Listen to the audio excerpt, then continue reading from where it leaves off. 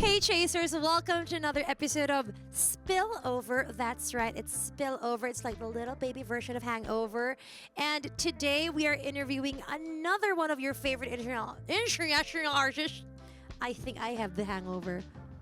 International artist. There we go.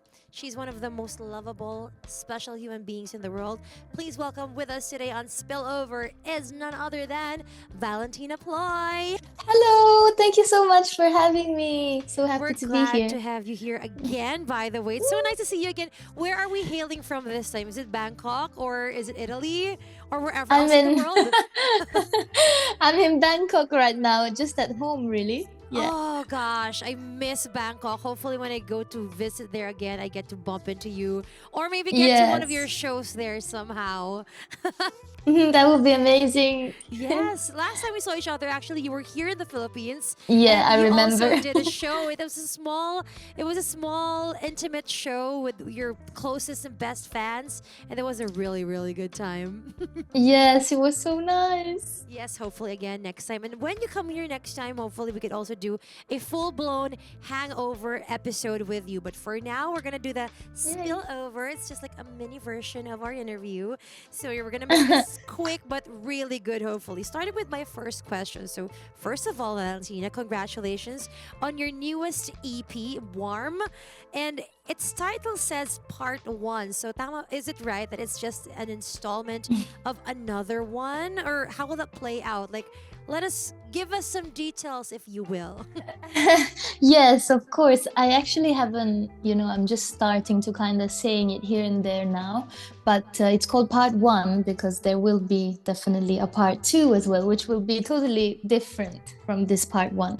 So I'm very, very excited to share that one as well. It's like, let's say, a dual work. So one part is just more stripped and acoustic and Oh. like that, and the other part will be quite different. Yeah.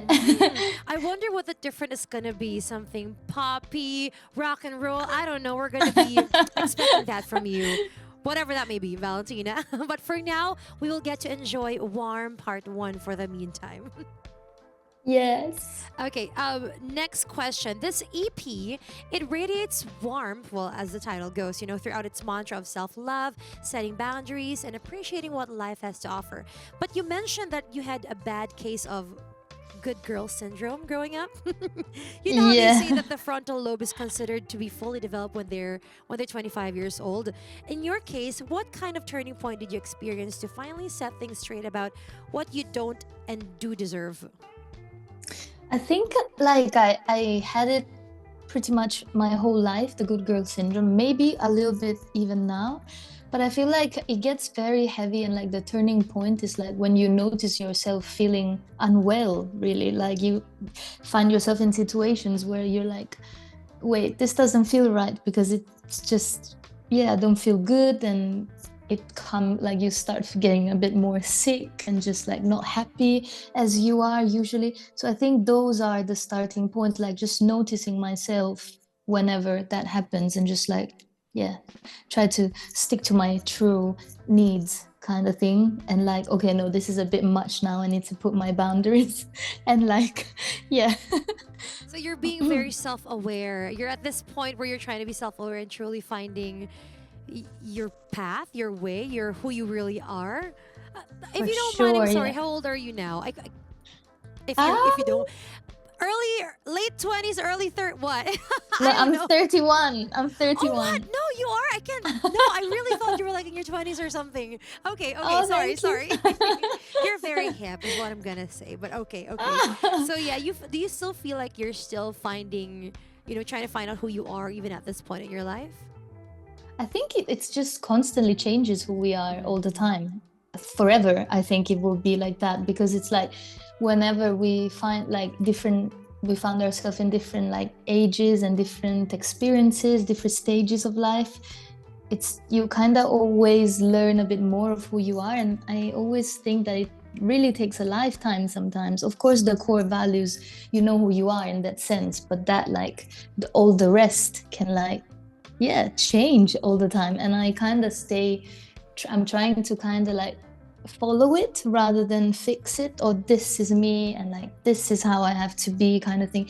So definitely in this stage of my life, as you can hear from the music, I feel very connected to the warmth and yeah, the simple things in life, and I wrote a lot about that. And you Yeah. really write them very well, by the way. It resonates to a lot of people. And hopefully, a lot can also grow thanks to your music. Also find who they actually are thanks to your music and your warmth and Oh, your grace thank you. and your coolness. But anyway, speaking of being cool, you know what? I want to just say how absolutely cool you are for having to open for Coldplay. I know it's been a while, but we're still hungover by that. We're still at that, we're still keeping it close to us, knowing that, oh my gosh, I know Valentina and she's so deserve opening for Coldplay. And so, congratulations on Thank that. you. Thank you But so much. I got a question about that. If you could pinpoint one moment from your guest appearance with Coldplay, how did that experience reshape what you see your own music's place on the global stage? Well, I think it just like gave me such a big perspective and learning curve of like how much I really want to do this forever, and how much there is still to learn, and how much it is possible to be like on a big global stage like that, singing authentically, but also like being very humble. I found that like Chris Martin and the whole like group Coldplay, they were just so humble, so nice, so down to earth, and they still have a very natural energy to like kind of like control the energy of like 65,000 people. So for me, just being able to like observe that so closely and to learn from them made me feel like, yeah, that's what I want to do for the rest of my life. And hopefully I can always get better and better and better and better and grow and grow and grow. So yeah, that's definitely the main thing. That you picked out from that. And I remember how I was able to follow your stories when you found out. I mean, you did a whole series actually. It was Yeah. it was funny and thoughtful and sweet. The whole series that you did. And I don't know, I'm wondering now, what is your next musical goal? Yeah, I mean, of course, a lot of artists would wish to open for people like Coldplay, for bands like Coldplay, but what about you? What is your next musical goal? I think my next musical goal, I would love to travel and tour as much as possible while I'm releasing new music.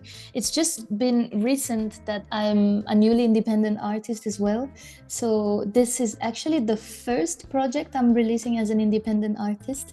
So yeah, I kind of am in my goal right now, and just like trying to make the most out of it and just to grow as much as I can, and hopefully reach new fans with like the part two as well, which I'm very excited because it Ooh. will be quite a change for me in any sense. I hear your excitement in your I see it and I hear it in your voice. But speaking of your music, going back to something different. We were drawn actually by the last track on your EP. It's Butterheart. Because almost halfway Mm. through that song, we heard that you broke down in tears, and we could really just hear so much of your emotions that you put into it. What made you want to keep the rawness of that song? Because other artists would be like, let's cut and let's do it again or something. But you kept it in, diba? So did you have any memories flashing through your mind while recording this? Yeah, of course. It was like one of the last thing, like songs I recorded on this part one of the album, and we tried so hard to make it like wrote it acoustic, and we tried so many different versions of like productions and like adding this, adding that, kind of trying to understand what direction that could go. And in the end, I realized it didn't really work. Like it felt not authentic, and it felt just like we were adding stuff that wasn't necessary. So we were like, okay, my producer was like, let's sit down and record like the whole thing, like the demo version, and see what happens.